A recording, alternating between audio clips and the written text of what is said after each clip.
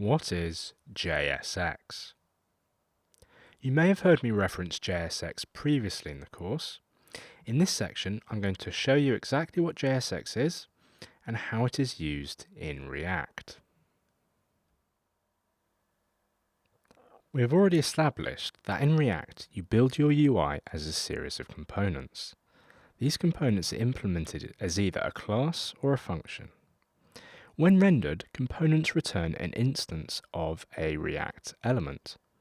This is an object that represents an element in the browser and which can be rendered to the DOM by React so that it can be part of a web page.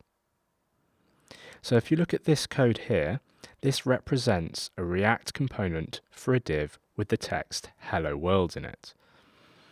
So it calls react.createElement to create the element, and you can see it's passed in the tag name and the text and some other properties.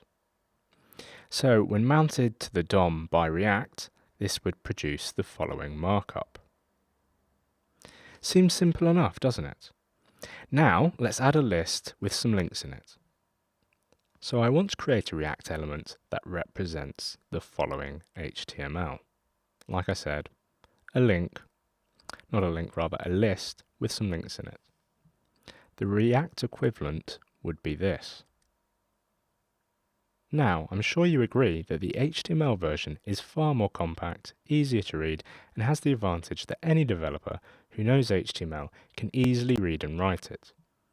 I'm sure you can also appreciate that this is actually quite a small snippet of markup.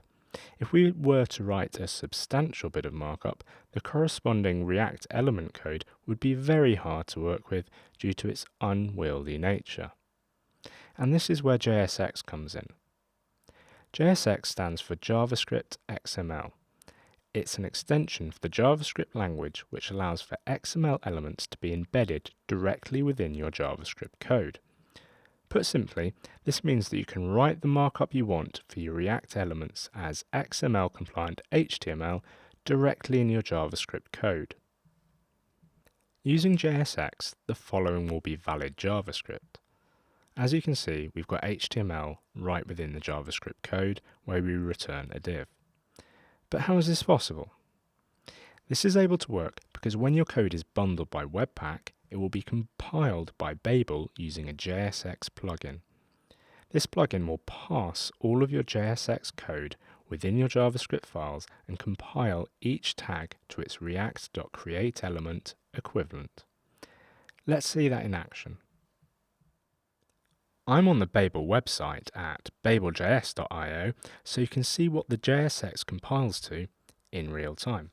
On the left here, I will write JavaScript with JSX in, just like you would for a React project. On the right, we will see the result of compiling this code using Babel. So we're going to create a simple function-based component.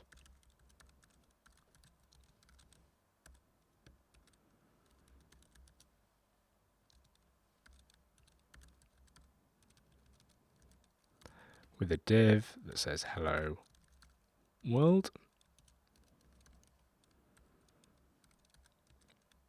And now as soon as the JavaScript is valid, we get the result of compiling it with Babel on the right hand side. So we've still got our hello world function, and this JSX gets completely replaced for the React equivalent, which is a call to react.createElement.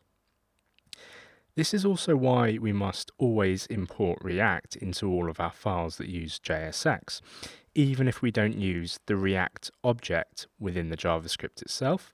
Otherwise, JavaScript won't be able to find the React object to use here in the compiled version, and you'll get an error. Let's just take a quick look at a small cut down version of the counter component from earlier in the course and see how that compiles. I've just created a small cut down version of our counter component here, and we can see here how this compiles. So we've got the prop here, and then we've got the containing or the container div here at the top level, and then as children to that, so as arguments to the top level React component for the div, we have the React elements for the span and the buttons. and if you have any props that you pass, like in this case we pass onClick to both the buttons, the props get passed in as an object here. Very simple. I've also used the counter component within this use counter component here, just so you can see what happens. I'll scroll down, hopefully you can see this.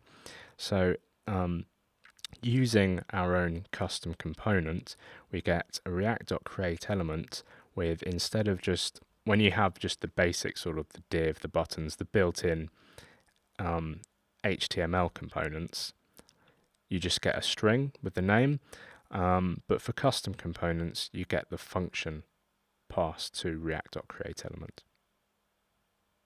So I hope now you aren't left scratching your head when you see me writing HTML inside JavaScript functions. We're now going to move on to talk about the virtual DOM.